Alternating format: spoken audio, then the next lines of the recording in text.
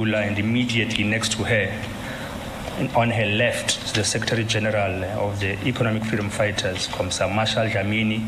On my immediate left is the Deputy President, Komsa Niko Floyd Shivambo of the Economic Freedom Fighters. And of course, on my right, who will be taking us through today in our press conference, is the Commander-in-Chief and President of the EFF, President Julius Malema. Over to you, President.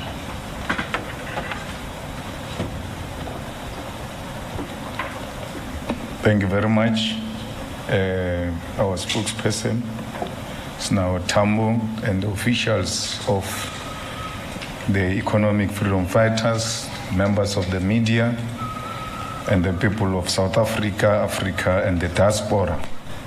The Economic Freedom Fighters send its compliments to the people of South Africa and affirm that the economic emancipation movement is still intact and ready to lead South Africa after the 2024 elections.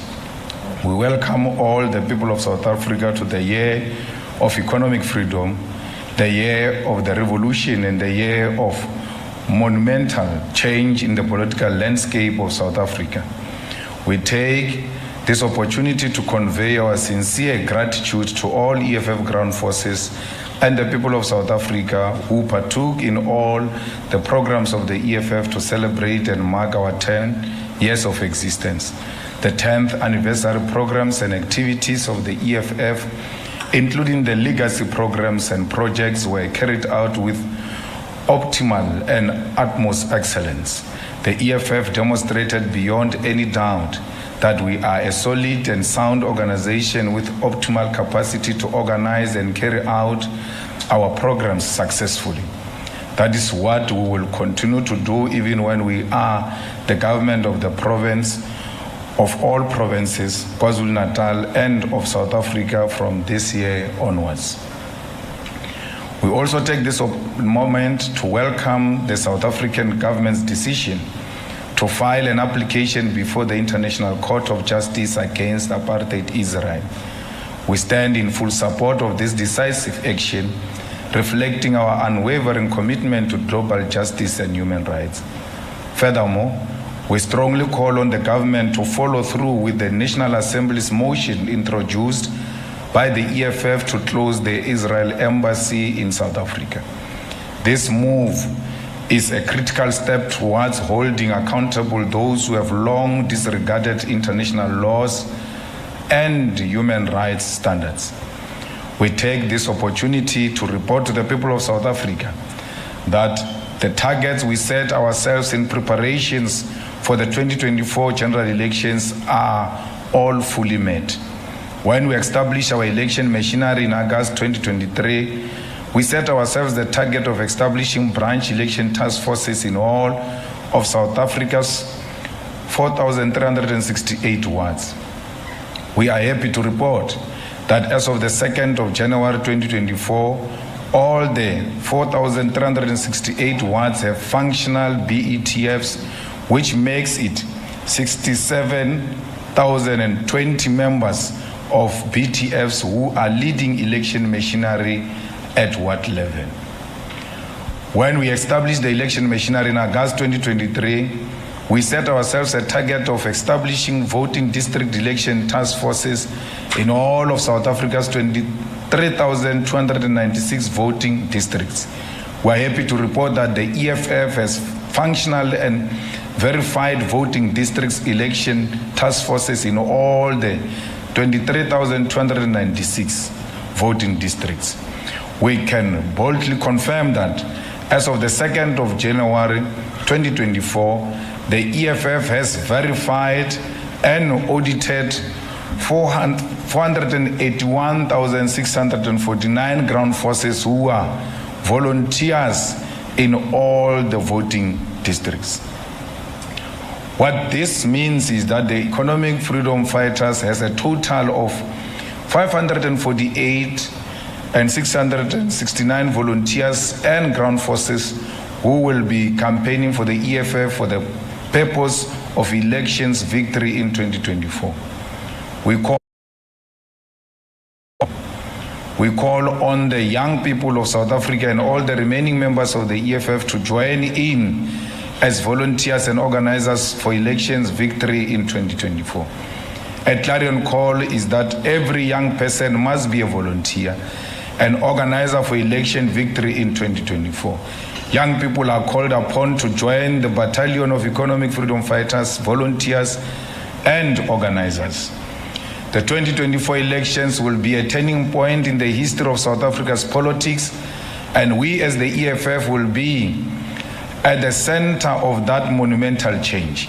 We know that the right-wing forces, which are funded and coordinated by the white capitalist establishment and foreign countries, are hard at work to prevent the EFF from ascending to political power in 2024. We want to assure the people of South Africa, the African continent, and the progressive world that the EFF will ascend to government in South Africa after the national and provincial elections. Despite the many commitments and lies told by the sitting government, load shedding is still a reality, and this is what it does. Students just wrote their matric in the dark only to be allowed to spend the rest of December with electricity. There are factories that have closed down, leaving hundreds without jobs. Companies are incurring additional costs in security and backup electricity because of load shedding. The healthcare system is crippled, with hospitals struggling to maintain critical life-saving equipment in an operational state during power outages. It is true that load shedding is killing people. Small businesses, the backbone of our economy, are suffocating under the pressure of interrupted operations, leading to losses in revenue and potential closures. Students at institutions of higher learning are suffering because of inconsistent power supply. Lastly, the tourism sector, which is vital for our nation's income and global reputation, is tarnished as visitors face the grim reality of a country unable to provide basic utility services. These are the damages of load shedding that they are trying to cover with lies. The country is facing an unemployment crisis that is now a matter of national security. As people return to their places of work after holidays, there are more than 11.7 million people who are willing, able, and ready to make a living for themselves but are excluded from the economy. These are unemployed, dejected, and forgotten people who should be contributing meaningfully to the economy to feed their families. What is even more scary is that we have more than 70% of people between the age of 15 and 34 years of age who cannot find employment, being forced into a life of crime and illegal substance abuse. These are young people condemned to a hell of unemployment, as Cyril Ramaphosa made it clear that it is not the intention or obligation of the ANC government to create jobs. Our people continue to live in spaceless townships and informal settlements in squalor, without clean water and flushing toilets. When we revived the cry for land to build houses, build schools, churches, factories, and farms, this cry was once more hijacked. We tabled a motion for Parliament to start a process to amend Section 25 of the Constitution to allow for expropriation of land without compensation into the custody of the state. That process was hijacked. Despite hundreds of submissions that made a concrete call for expropriation of all land without compensation, whites continue to own 72% of total farms and agricultural land, while black Africans only own 4% of the land. This is the reason why they don't want to amend the Constitution. The South African Police Services has completely collapsed, leaving our people on their own. There is nothing between them and criminals. In the last calendar year, more than 27,494 people were murdered. This figure increased by more than 2,000 murders compared to the previous year. Already in the first and the second quarter of the current year, more than 13,000 people have already been murdered. These numbers are higher than those in some declared civil war zones. The number of sexual offenses, number of attempted murder, the number of assaults, common assaults, robbery, and contact crimes have gone up in the last quarter. In the last quarterly report, which covers the period of July and September 2023, there were 6,945 murders. There were 3,733 kidnappings and 10,516 cases of rape were reported. This is all in 3 months. Women and girl children are continuously found, raped, and killed in a brutal manner in our communities, while nothing is being done to ensure perpetrators suffer harshly for their crimes. Criminals are now even robbing police stations, and the police are working with drug dealers and politicians. Our roads are in a complete state of disaster. Potholes cost millions of rands due to damages. Hundreds of our people are dying on these roads. They are avoidable death. Hospitals are dilapidated, and many of them are in a state of complete disaster. Municipal buildings are an embarrassment. It is as if there are no adults who work there. There is just a general decay and dilapidation of social and economic infrastructure everywhere you go. Water infrastructure is dilapidated. We lose billions of water in leaks while our people do not have clean, dependable and drinkable water and must share water with animals. There is no practical and believable plan to address the water crisis in South Africa. While the infrastructure continues to collapse, the National Treasury continues to propose and implement budget cuts with every opportunity. Many of our communities are still without water, despite numerical and superficial statistics presented on the access to water. South Africa faces a huge crisis of water provision and access. Water is important for human life, and water is important for everything we do on a daily basis. We therefore take this opportunity as economic freedom fighters to resonate the voices of waterless communities, districts, municipalities, townships, informal settlements, and villages. We do so because everywhere we go, our people are complaining about access to water, and they correctly say that their voices are not heard and resonated in Parliament, despite the fact that this institution is supposed to express the interest of our people. We are here to resonate the cries of the people of Umhlaboya Lingana, of Jozini, Mutubatuba, and Big Five Tlabisa in Mkanyakude do not have water despite the huge Jozini Dam, which both the ANC and IFP governments are failing to reticulate water from. We know that all the 61 wards of Mzinyati districts, Umsinga, Ngutu, Ndumeni, and Umvoti have a huge crisis of water, and there is no solution if those who are government in those municipalities remain in power. Much of the problems we are confronted with is because of the incapable state that has completely collapsed, especially at local government. The majority of municipalities have collapsed, cannot do even the most basic things. Many of the municipalities cannot fix sewer spillage, cannot collect refuse, cannot cut grass, cannot fix potholes, and all they remain is to pay for salaries. We have young, recently graduated doctors and teachers who were funded by the very same state, but today they are told that there are no teaching jobs and there is no money to pay for doctors when there are hospitals and clinics who do not have doctors today. Our nation is in a crisis and must be rescued as a matter of agency. As they await their results, the EFF wish all matriculants well following the 2023 examination cycle. We call on all communities to celebrate those who have done well and encourage those who may not perform at desired level to improve their results and never stop pursuing education.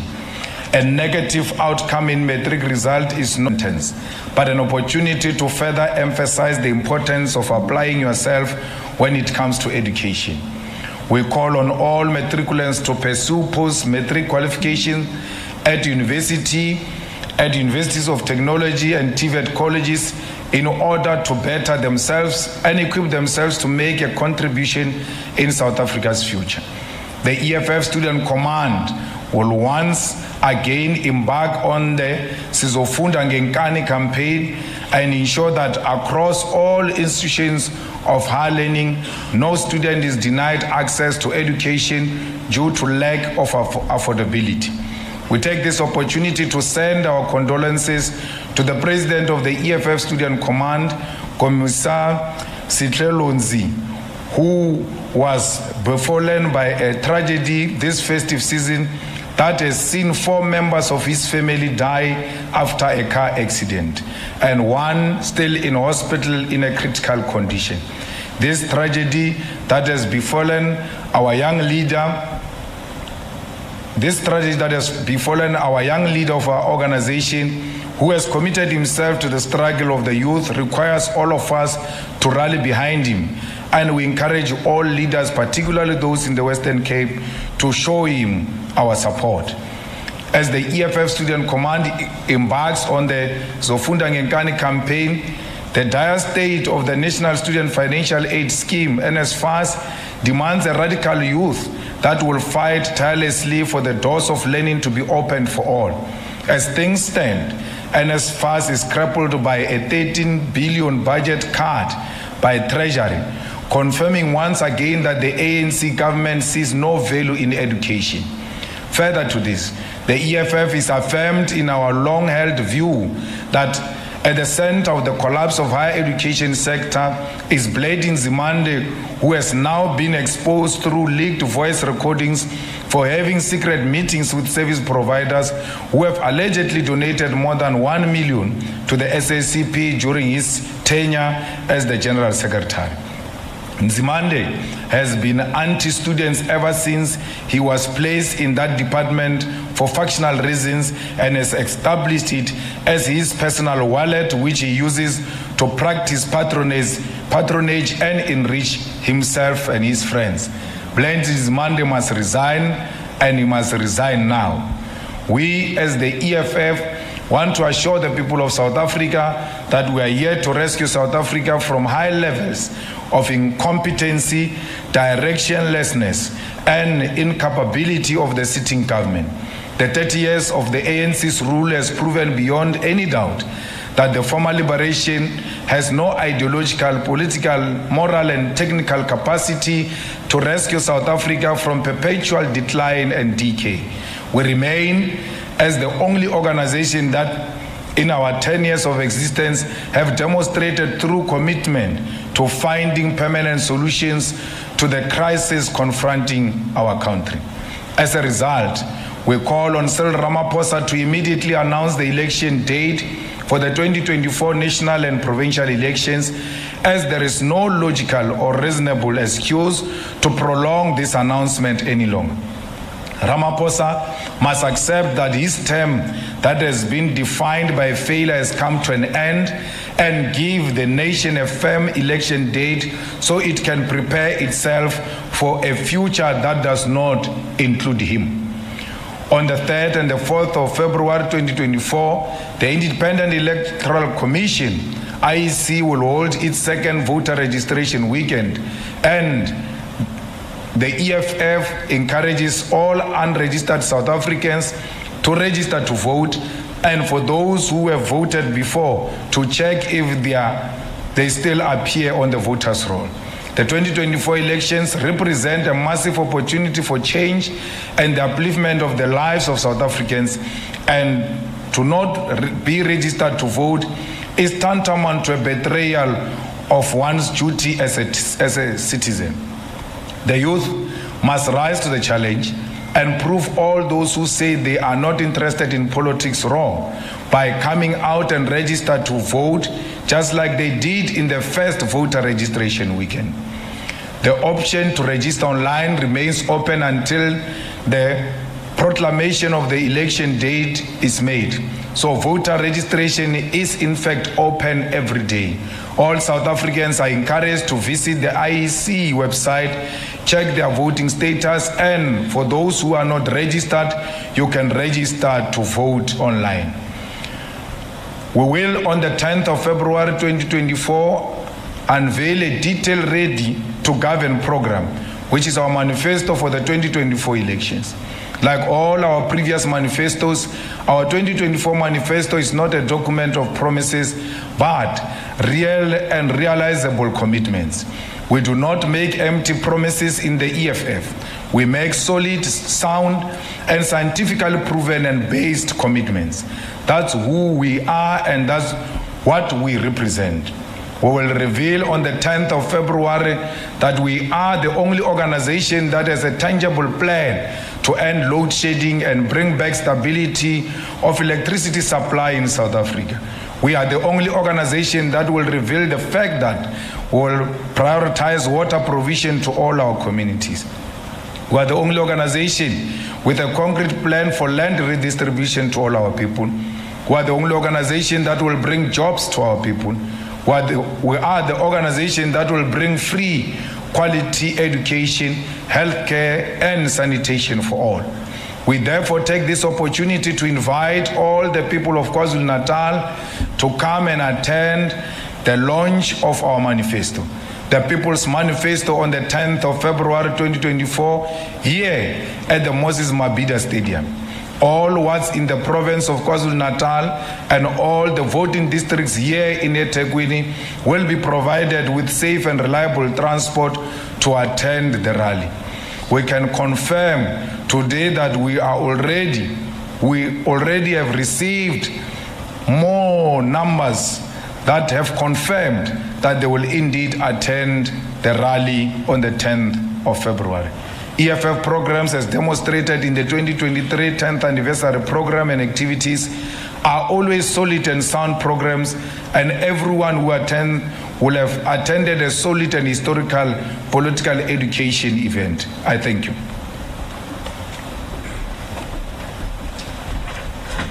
Thank you very much, President. We will now open the floor for the first round of questions. So there'll be 2 rounds. So let's do the first round. We'll take 5 hands. You'll be number 1. Is there number 2? Number 2. Is there number 3? Number 3. Is there number 4? Let's take those 3 hands for now and then proceed. Number 1. Please state your name and media house. Sure.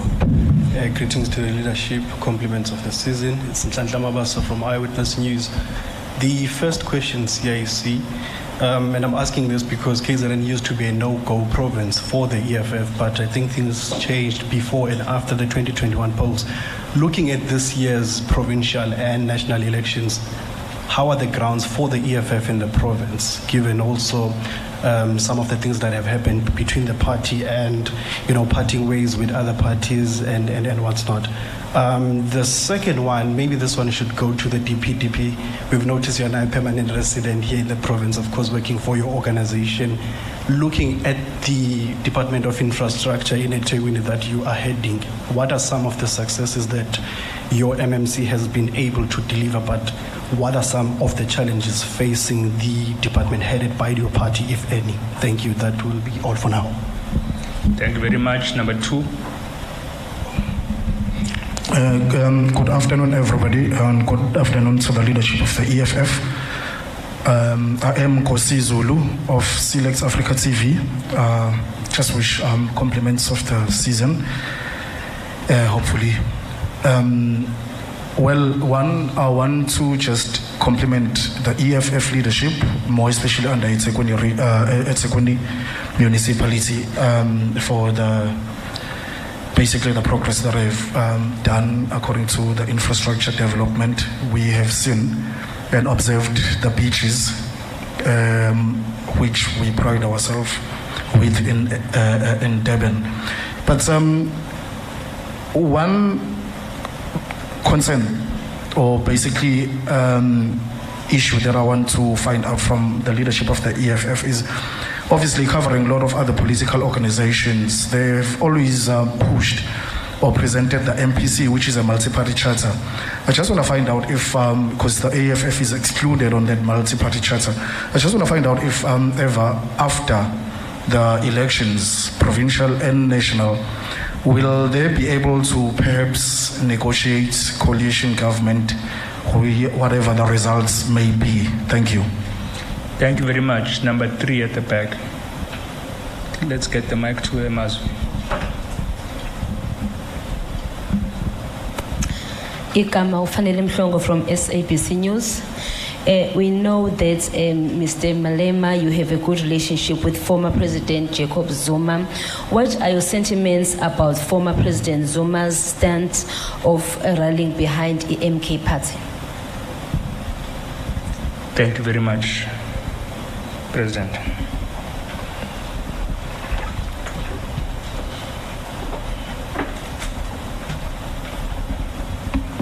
Thank you very much.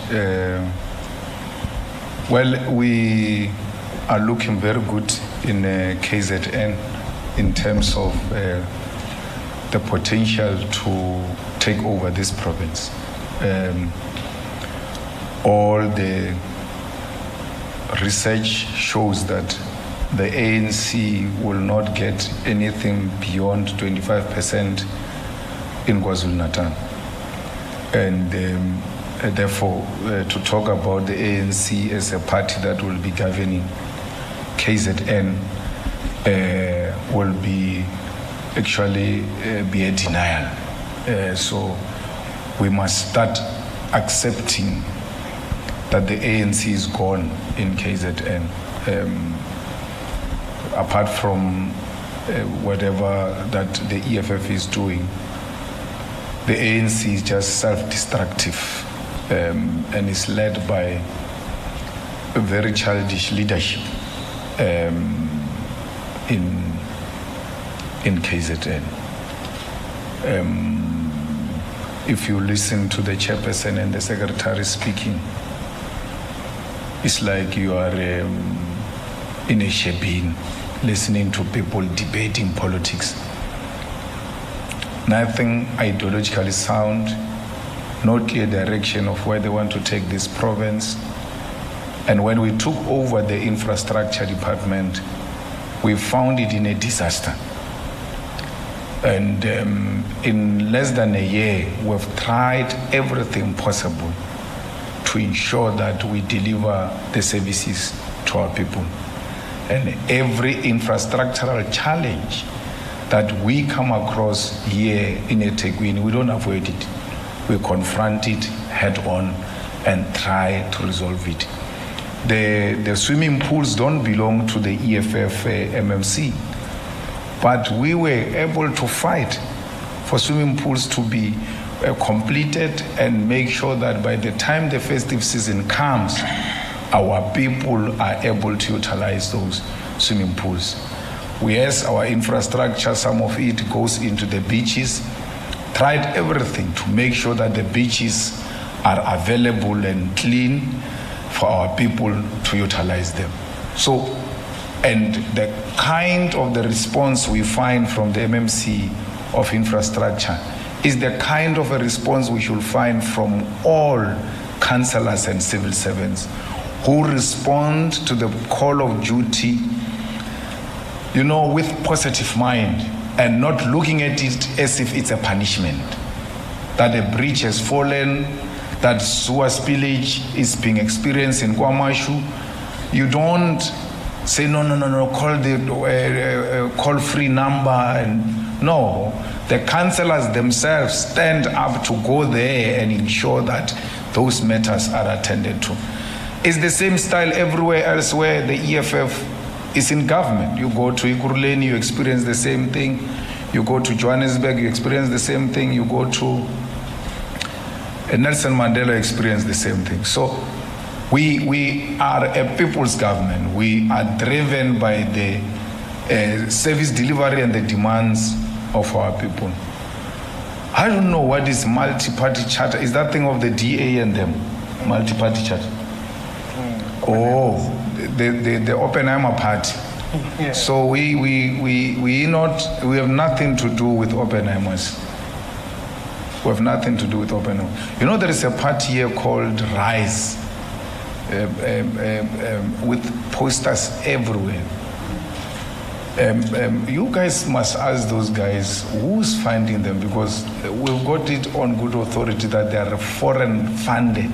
There's a foreign country that gives them money. So there is a country that is forming a party in our country to undermine our sovereignty. You ask everybody about the money, about everything. You never ask Rise, South Africa, where they get the money from. Where do they get the money from? I mean, a person just comes from being a failed editor of a newspaper, and then he forms a party, and the next thing is every corner, including in Guyana. That's a problem. It's a big problem, which the media is not paying attention to. So, those things of posters are very expensive. DP. Can I wait? One poster TG. Yeah, Corex board is 45 rand. So to print 1 million will mean how many? 45 million. 1 million Corex board. So we just have to ask that guy of Rise Africa, how many boards have you printed? Then you'll have an idea how much this guy has spent. So we go to FNB, we have a rally, we do all of that. Then there is a noise about where do they get the money from and all of that. And we tell you, the IEC, by mistake, it was bailing the ANC out. Then it gave us money. IEC, how much? 37 million. Gave us 37 million. What's about? The money just came, man. Unexpectedly. Hey, we pulled a beautiful show with their money. And then they go around asking, where did they get the money? But they gave us the money. They thought they were giving the ANC a bailout.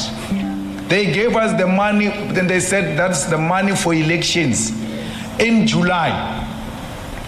Now we're going to elections now in May. They don't give us money. So you can see the money was not for elections. It was a money to bail out the new leadership of the ANC that was elected in December, which came into an organization with a debt, and then went to mobilize the Minister of Finance to make some allocation so that the ANC can be bailed out. That's where the question that was actually raised as to how did Gwen resolve the problem of salaries of the ANC in less than a year, when it took Paul Mashatile 5 years to resolve salaries. It was that, imagine if the EFF got 37 million, how much did the ANC get?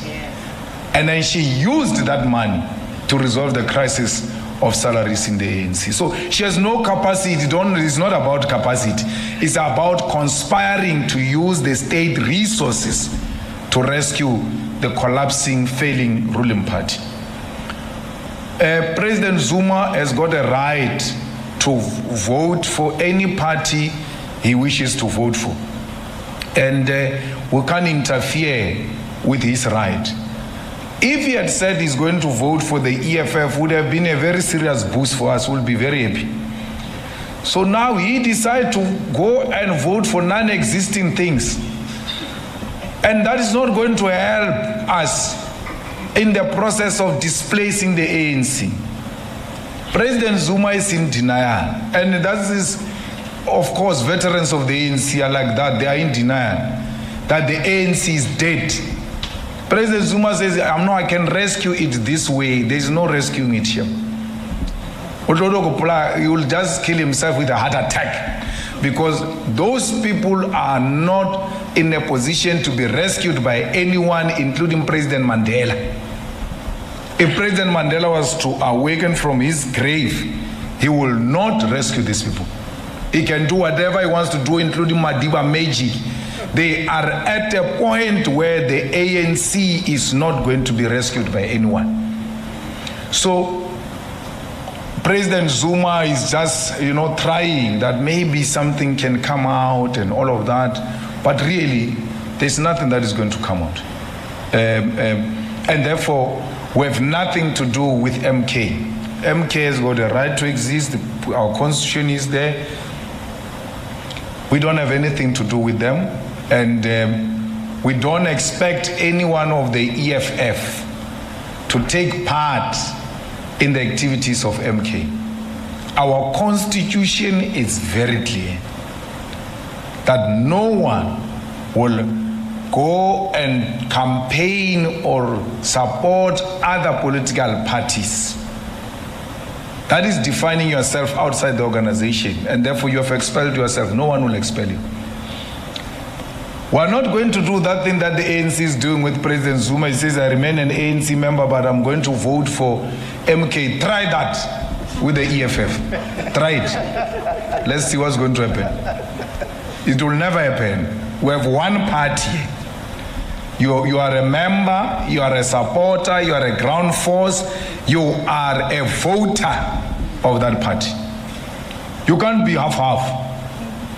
No, you can't be half-half. So let's make that very clear. We wish President Zuma well, and we hope that something will come out of this, but with my experience of having formed a political party alongside Floyd and them, it's not an easy thing. If you were to ask me to do it again, I won't do it.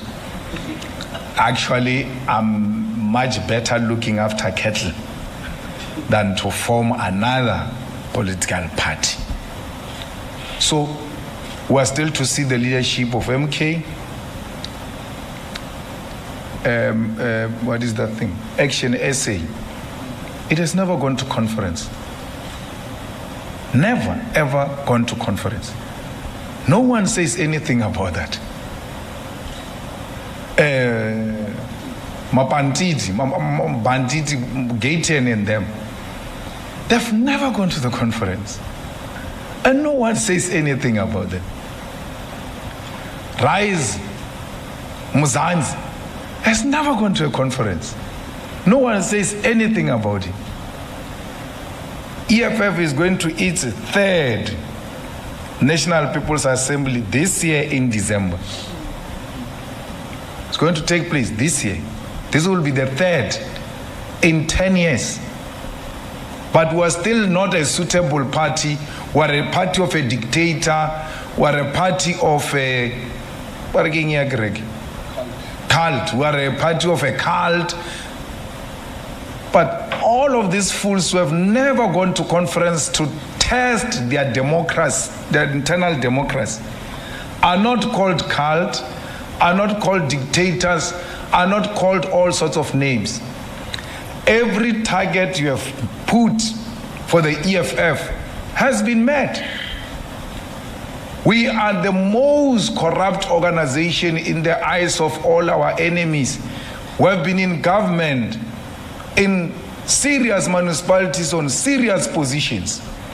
Not a single case of corruption. No MMC of the EFF can be accused of any wrongdoing, because we mean it when we say we do not want corruption. All of that cannot be heard by the South African media. So look at how we have executed, for instance, the 2023 political program of action of the EFF. And look at all those events and all those programs that we initiated for orphanages and for communities, and how we executed our rally and how we executed everything we put before us. It was done exceptionally well. You can't falter EFF on any of the things that they said they will do. And if you are thinking, how is the EFF government going to look like? Just look at how EFF execute its programs. Then you'll have an appreciation that this is a well-oiled machinery focused on what they've made commitment to. So when we launch our manifesto on the 10th of February, We're not launching a Bible of promises. We're launching commitments that are clear with a target, with a date, and what we seek to achieve. So, no one can do that type of a manifesto. The ANC is waiting for the EFF before it launches its manifesto. During the year of elections, the ANC launches manifesto during January 8 statement. The January 8 statement is the manifesto of the ANC during the year of elections. They can't do it now. They are waiting for the leader of society, the EFF, to come first so that they can write a manifesto to counter that.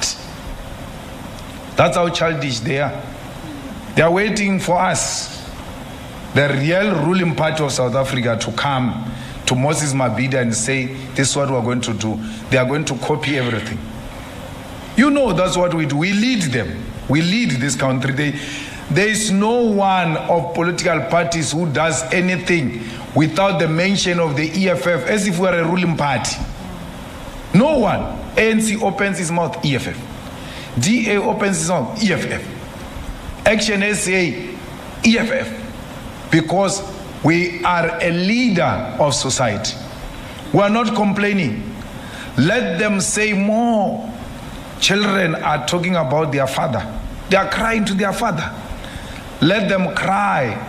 We'll resolve their problems because we're the only party with a solution. So, 10th of February, we're coming to present solutions to the challenges confronting South Africa. DP?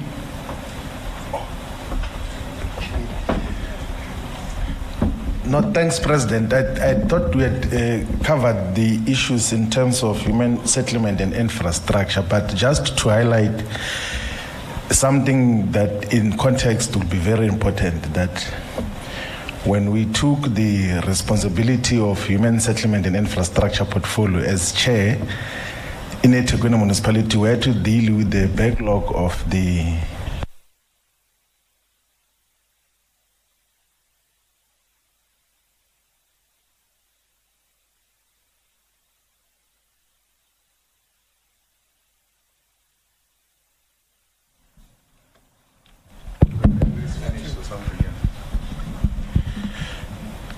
So when the EFF took the responsibility of human settlement and infrastructure in eThekwini municipality, we had to deal with the backlog of the massive infrastructure damages that were caused by the 2021 floods.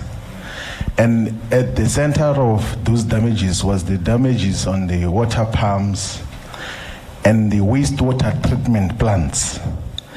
So the political focus which the EFF has been focusing on is to revive the water provision systems in all the areas, whilst making sure that the areas which have got water shortages continue to receive water, sometimes even through immediate interventions of water tanks in Tuzuma, in parts of Umlazi and part of Kwamashu as well. But the most important thing that we then got to focus on was the maintenance of and the repairs of the wastewater treatment plants. We've got 36 wastewater treatment plants here in eThekwini, which, if are not maintained properly, we have raw sewage that goes into the ocean and therefore affects the oceans and then leads to the closure of the beaches, side that we then suffer in terms of tourism. But we can report now, President, that for the 2023 festive season, of the 23 swimming beaches of eThekwini, 20 were opened. And the ones that were not open is Unstay, is Warmna Beach and Vehicle Sprayed, which historically have had problems because of the infrastructure backlogs there.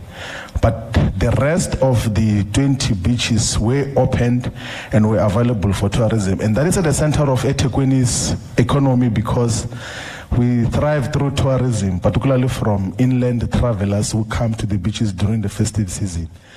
So the EFF was able to make sure and have political focus and emphasis on the wastewater treatment plants to prevent raw sewage from going into the oceans, but also to repair the water systems, particularly the water pumps that were damaged during the floods. And of course, there's a lot of things that we are emphasizing on that we should be looking into.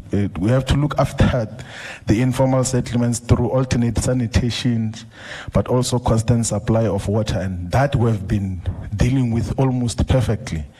And this happens against the crisis that we found in the department.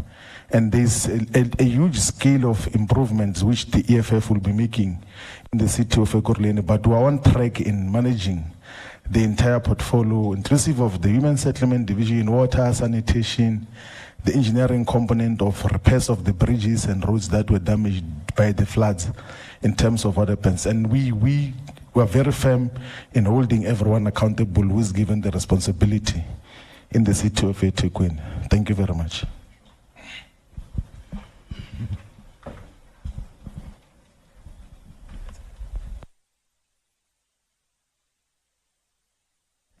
Thank you very much, President and TP. We'll take the last and final round of hands for those who still have something to say. You'll be number 1, you'll be number 2, you'll be number 3. I noted that hand. You'll be number 4. You'll be number 4. Gone. Number 1.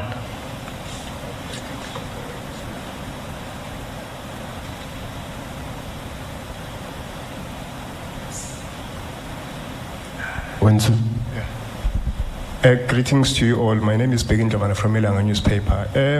Could you perhaps tell us about the decision to hold this event in KZN? Are there any specific reasons that made you to decide that this province is suitable to hold this event?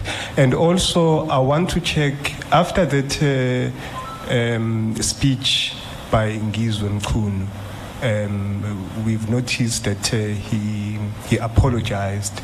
How are you feeling about that apology that he made? Thank you. Number 2. Good day, Ikamumeneli from Ikakasi FM. I have 2 questions. So the first one, I would like to know from the leadership of the EFF in terms of the process or the procedure when it comes to the candidate list. Can you please share a process which ihamba kanjani? I'm asking this question because one will say, I host a show in Kakas where abalaleli will phone on the show. They say, why you have this this prominent member is now in parliament, in terms of the process of making sure that the fighters on the ground or the ground forces, they have a say in the candidate list. We are going to the 7th general election. I'm a fighters an IP voice in terms of the candidate list. Then the second question will be, did the EFF pay for using this facility, Moses Mabhida, for the 10th of February? Because there is a norm here in KZN that if you have, or you're part of government, you will just use the facilities of the municipality or something. Did the EFF pay? And if maybe they can share those invoices. Number 3.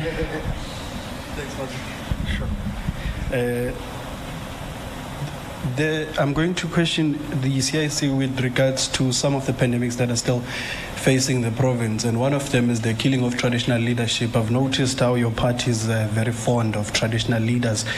This seems to be a growing trend in the province. Each and every year you'd have traditional leaders being killed, and they are all killed in the same manner. It's either they are shot when arriving at their home or when driving somewhere. And the Department of Cooperative Governance, as is, the only thing that they've said they'll be able to do is to, have those upgraded gates, to have more lights at the House of Traditional Leaderships and Wi-Fi.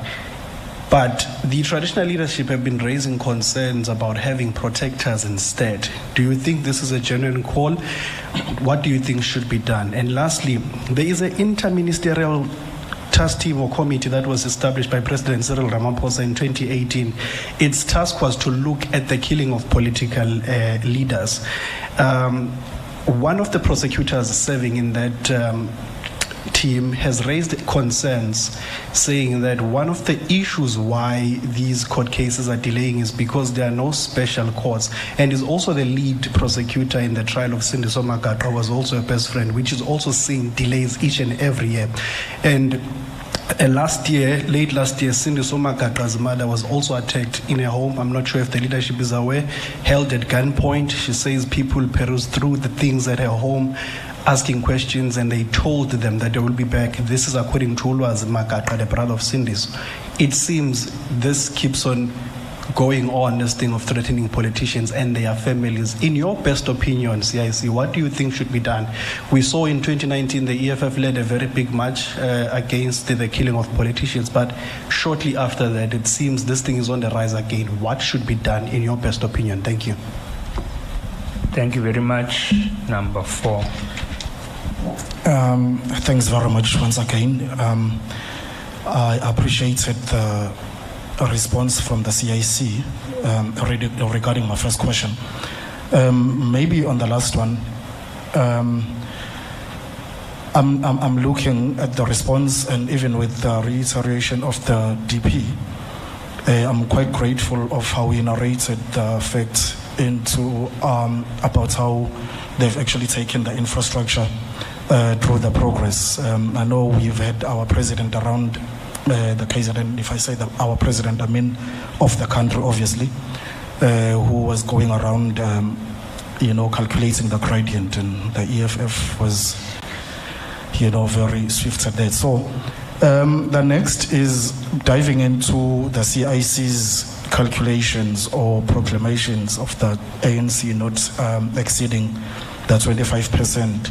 Then we have these Rupert's things, the MPCs also estimating themselves at 36%. So if I do my maths, it is visible that we perhaps, as the EFF, are requiring 39%, or at least 40, to actually have an outright win of the elections in KZN, which will give us an outright rule, even though we don't still reach the 51%. Now, my question is, how certain and confident are we that we are getting to that 40%? Thank you.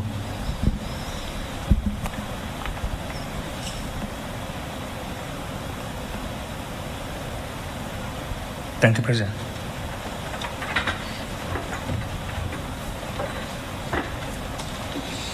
Thank you very much.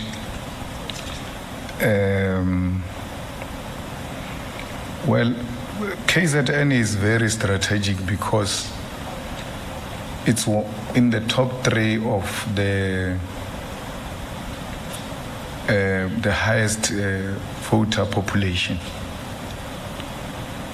So if you want to upset the national trends, you have to cause damage in Gauteng, KZN, and the Western Cape, and make sure the ANC doesn't get anything beyond 60% anywhere in South Africa after dropping them below 50% in the 3 provinces.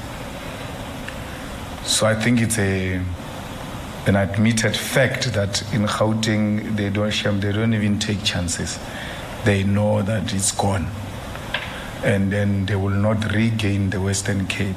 If anything, the DA is going to lose the Western Cape. Then the ANC will lose KZN and get less than 60% in majority of the provinces. Some even at 51, 49 and all of that. Then that drops their national outcome. So you can't do that. You can't achieve the removing of the ANC from government without having a plan with KZN. And you know, the people of KZN, they shocked us in 2019 on the national election. The outcome we got here, we never expected. And that was a call, in a way, for the people of KZN to say, you can't we are longing for the EFF. We want the EFF, but the EFF is nowhere to be found. So we're here now.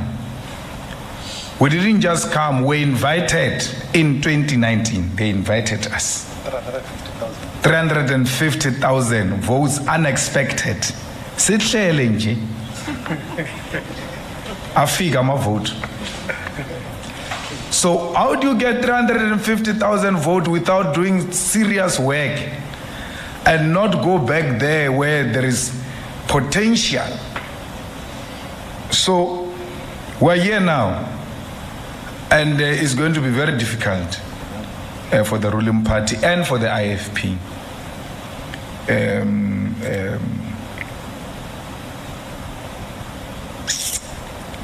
So the second question is, Ngizwe Mkhunu, I don't know the guy here. The first time I met that guy is there by the students. June 16, yeah, something June. And he was brought by SG to me. I'm like, what is this one doing now on the stage? They say he's an artist or something. I said, oh, let me just be polite. So I really don't care what he thinks of me. He's the smallest boy ever. I know talented artists. And I know one when I see or listen to one. There's no such a thing. So I can't entertain such things. That's why I never responded, never said anything. Even when the KZN was going up and down, I was like, is it worth it? Because sometimes, anyway, the ground forces have got energy, but sometimes certain things we must just let go. Because when you are a leader, you must expect such things to be said. That's how he feels.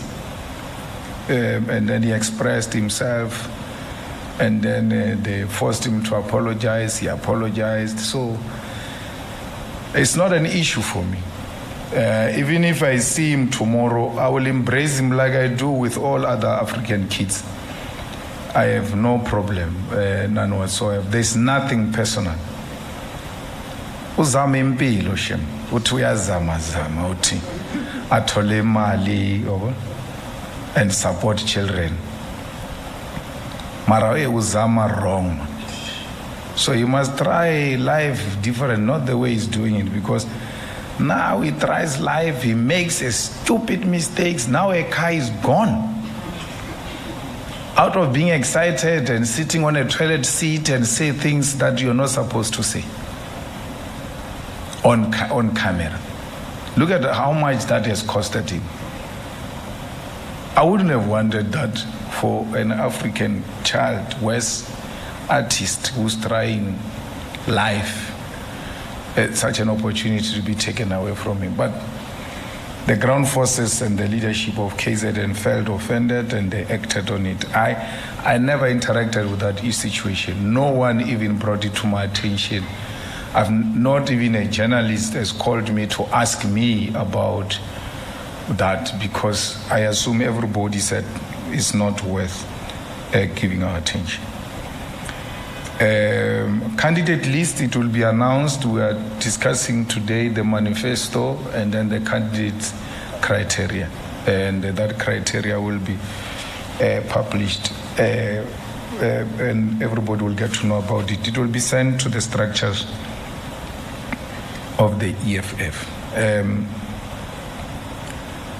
Candidate list is not a difficult thing. We are an organization that exists through democratic centralism.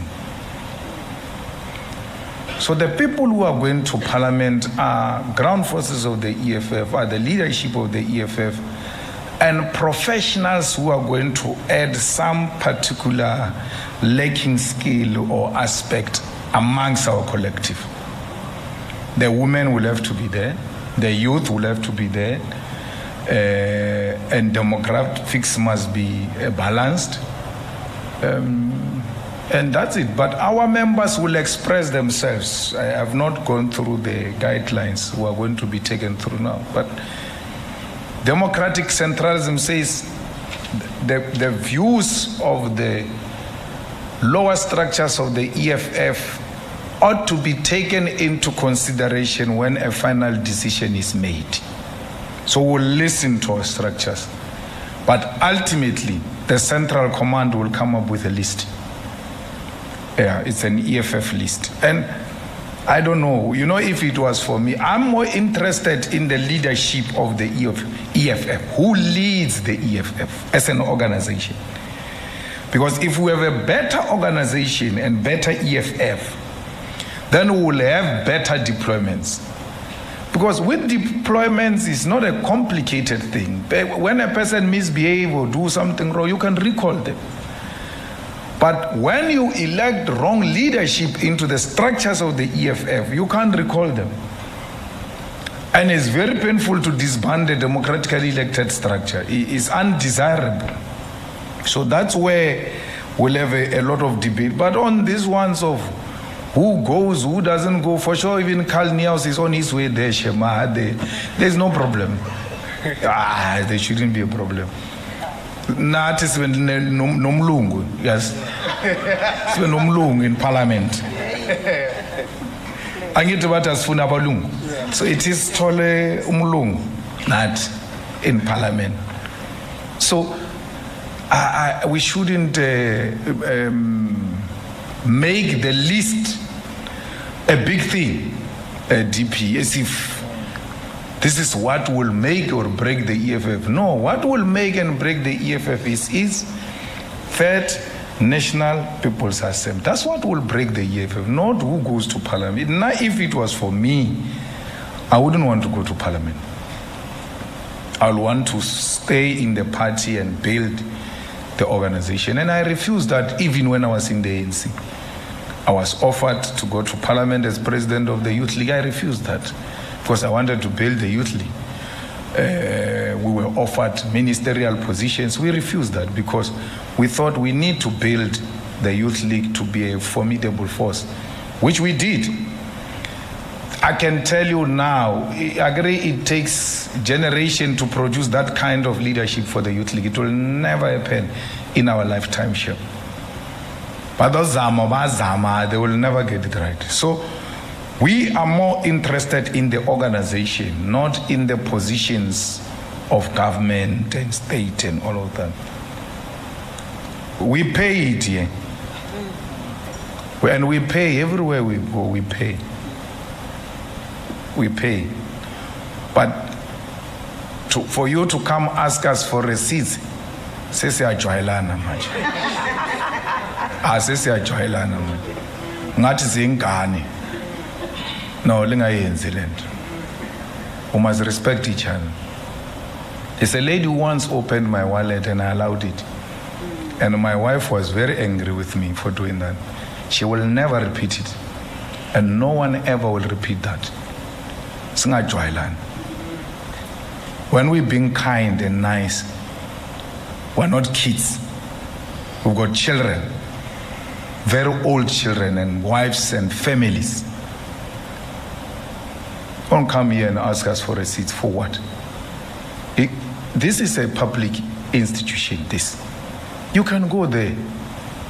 Their books are open. There's nothing wrong with you going there. It's your place, it's your institution, this one. Not this one. Not this one. So we don't go anywhere for free. And we don't ask for free things. Even with artists.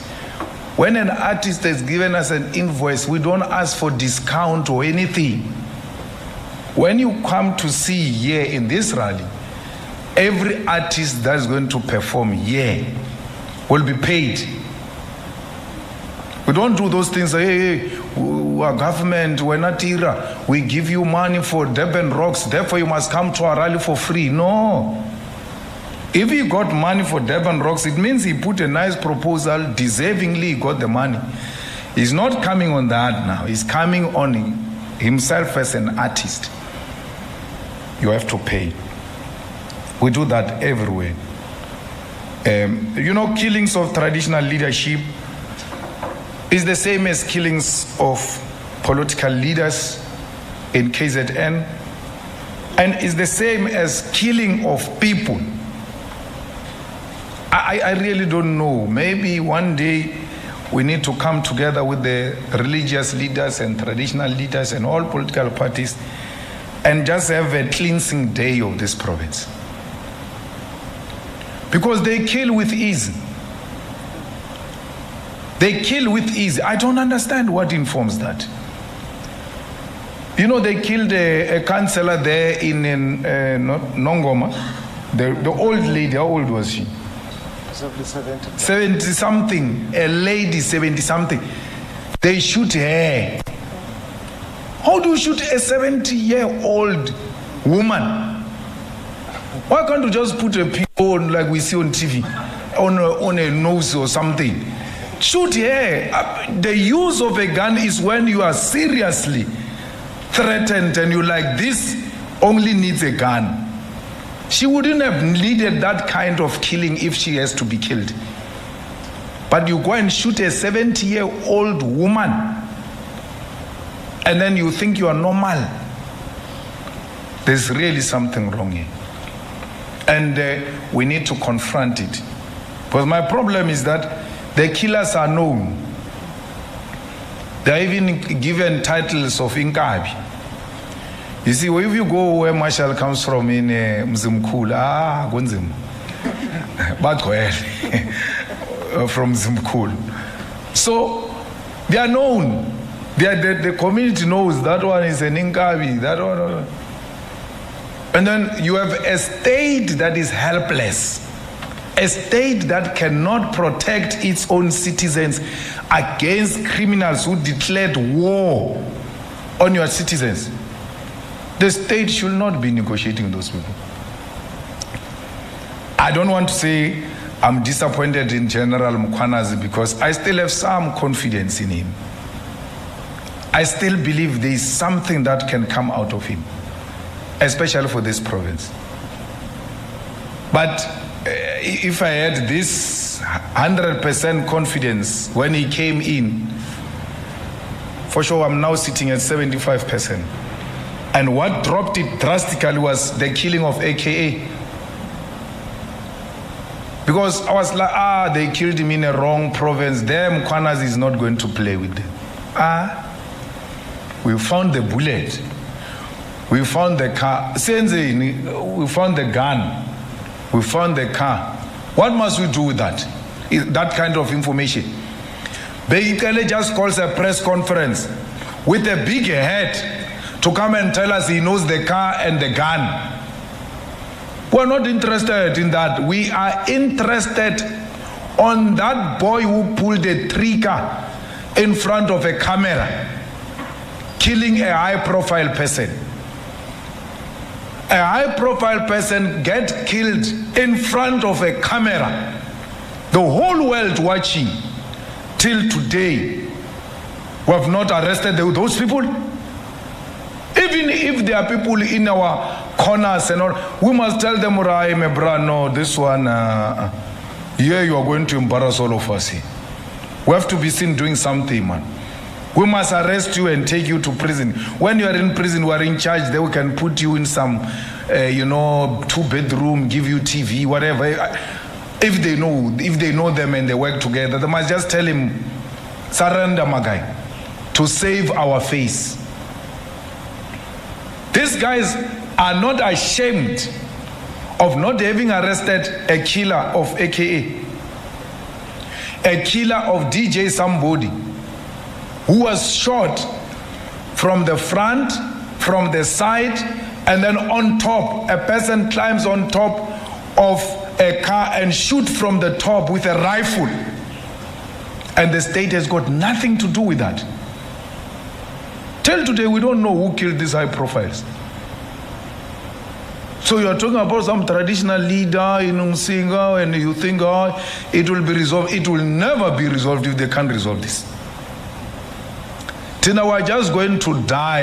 Now we're even worse. Our daughters are going to disappear. I'm telling you. We cannot have a state that is unable to defend its citizens. These guys who kill people should be dropping like flies. They must be identified, and there must be a conscious decision that these ones were dropping them. And a message must be sent to them that one move, you are out. We're not going to play with you. You cannot undermine the state to that extent. Where a state is helpless. We are at a point where the state is helpless. Yeah, in case that they even went into a church to rob a pastor in front of cameras, preaching. It can't be this way. 2024 must stop this nonsense. Just try us for 5 years and see how much you are going to collapse your high walls. Because there will be peace. You will want fresh air to come in. You will not be scared. We'll secure the streets and we'll take each other with criminals toe for toe. A police officer, a soldier should join the force knowing I'm prepared to lay my life in defense of my country and my people. But it's not the same. Here, the leadership is involved with gangsters, is involved with Nkabis, is involved with all of that. The state leaders. Why? Because this thing is a problem here. We even did a commission about it. We even put some unit to go and look after these issues of political killings. Why can't we create a special court to deal specifically with political killings and killings of traditional leaders? If we can do a commission, it means this is a crisis. If we can have a special unit focusing on that, it's a declaration of a crisis. Let there be special court to deal with political killings in KZN, so that when a person kills a person, gets arrested, get tried quickly and sent to prison, to send message back home that you dare try to kill a person in KZN, you will go to jail within a short space of time. We did that in 2010. Why did we feel so special about international people, so much that we don't feel special about ourselves, to create special courts to deal with our immediate challenges? That's what the EFF will do.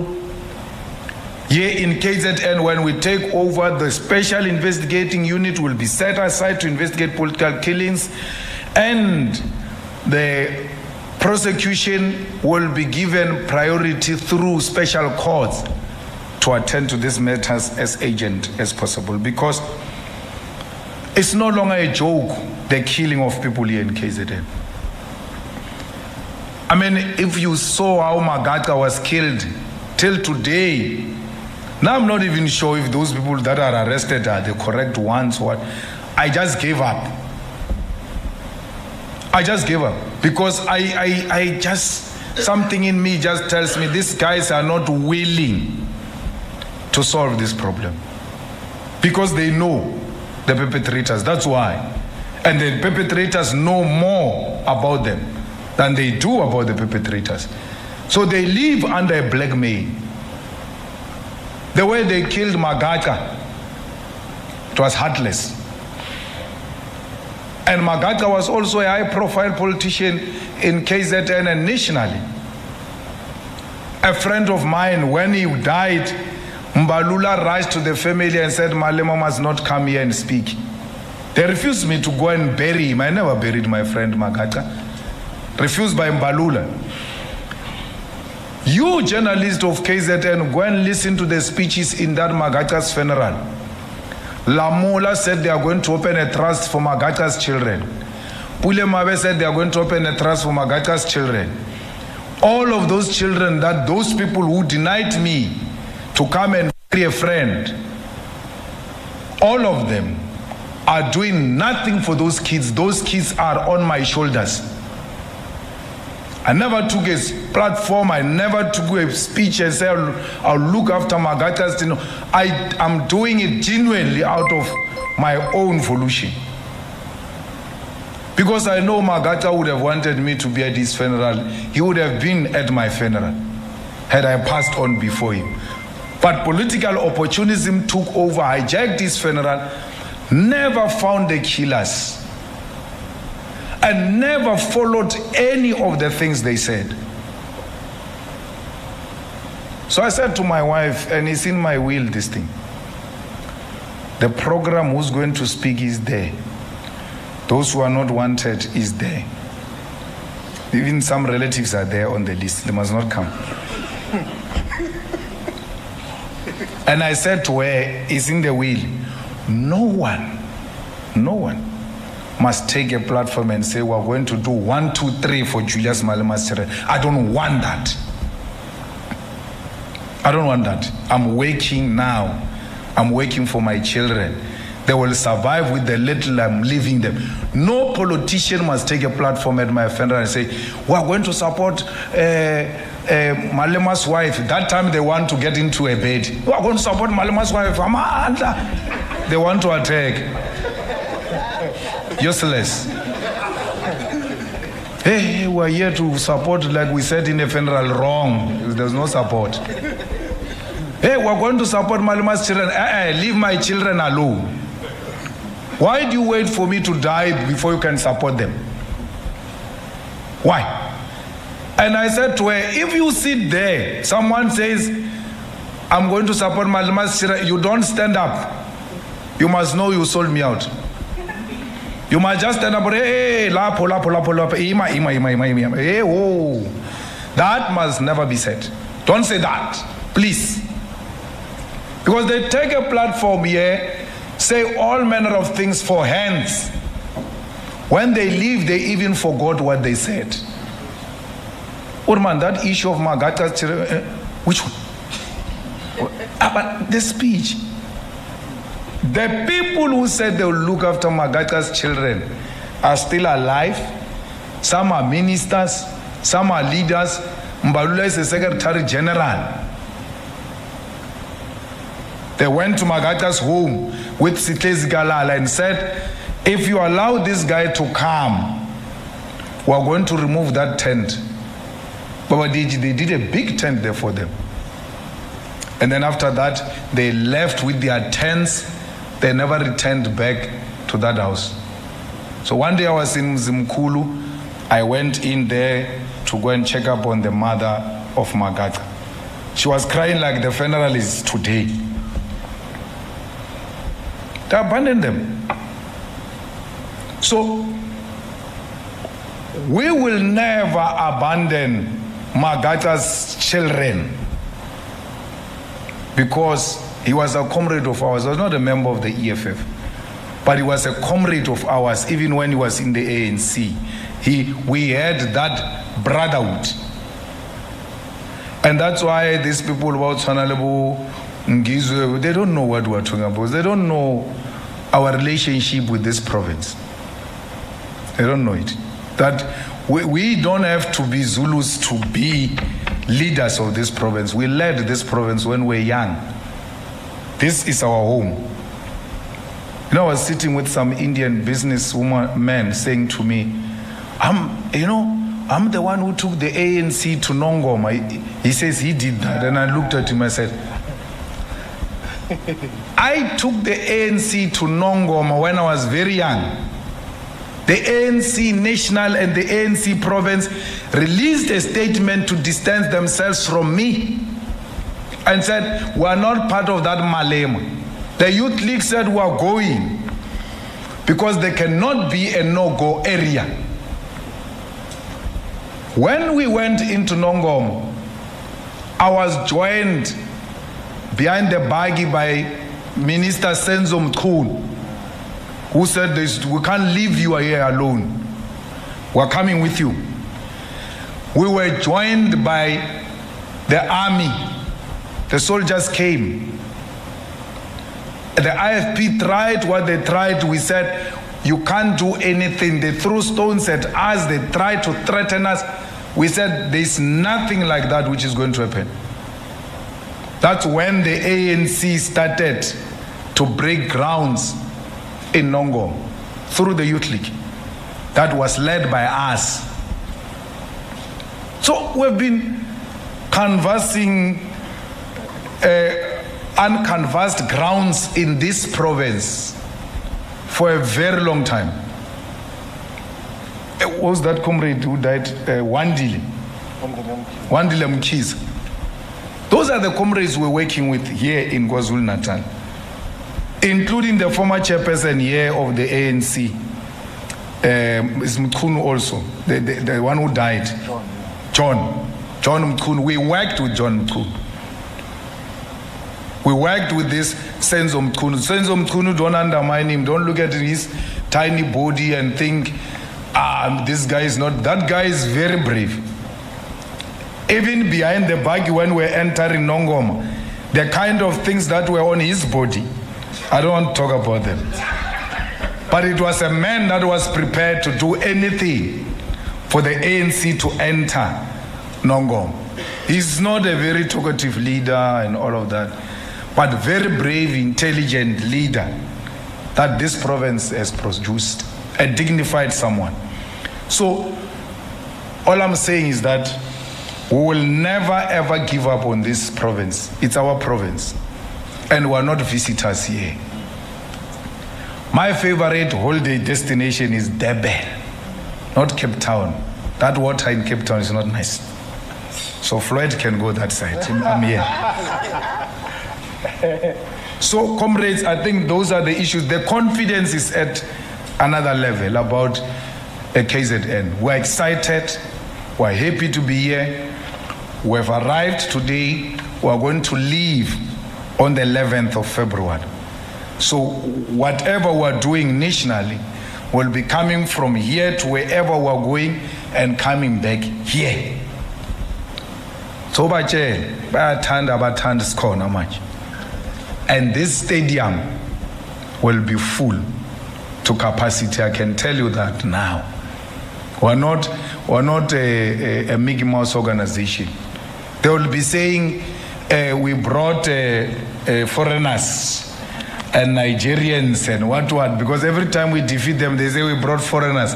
So I don't know if we've got 56,000 foreigners who are going to fill up this stadium.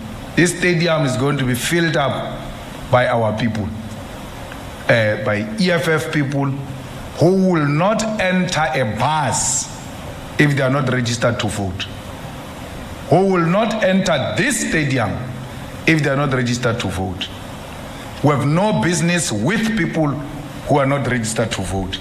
Even Zofunda Ngenkani, every child who's going to come to the EFF student command table to ask for an assistance, you must first present your ID number to check if you are registered to vote.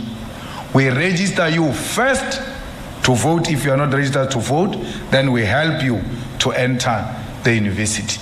A lot of students are not registered. When we were campaigning now in PE, Nelson Mandela University, the EFF got more than 8,000 votes during SRC elections.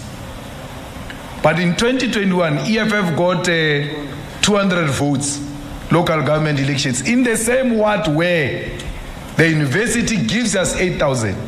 When we went to check, they are not registered to vote, those kids. And then they turn up on the day of voting because of excitement, say, no, want to vote, they turn them back because they are not registered to vote. And then when we picked that up, immediately we declared war on that university. That weekend of registration, we took a lot of thousands of them to go and register to vote. And then we found a DA councillor who made himself, a white guy who made himself an induna of that place. He said, where are these people from? I know everybody has said, hey, when these kids belong to that school and they reside in this place, they are going to register here. So we're going to have a targeted approach on universities, TVET colleges. We must get all of those students out to vote. We must get the youth out to vote. The rally that we are bringing here is no ordinary rally. It's a rally of the elections. We are here to campaign. And anyone who's joining us must be in the mood of campaigning. We do so peacefully, without provoking other political parties. We want peaceful elections because the IFP and the ANC thrive through violence. If you do violence, you'll make them win. We don't thrive through violence. We thrive through superior logic. Thank you.